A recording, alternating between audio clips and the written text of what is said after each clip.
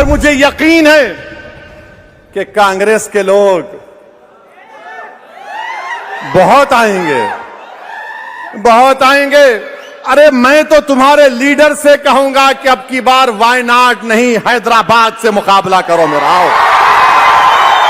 मैं चैलेंज कर रहा हूं, वायनाड क्यों, यहां आओ, हैदराबाद को आओ, दो हाथ हम आजमा लेंगे, पंजा आजमा लेंगे, आ जाओ। कहां वायनाड जाते प्यारे, आओ।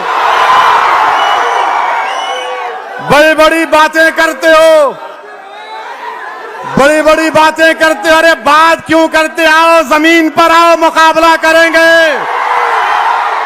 आओ एक शेरवानी दाढ़ी टोपी वाले से मुकाबला करके देखो, मजा आएगा।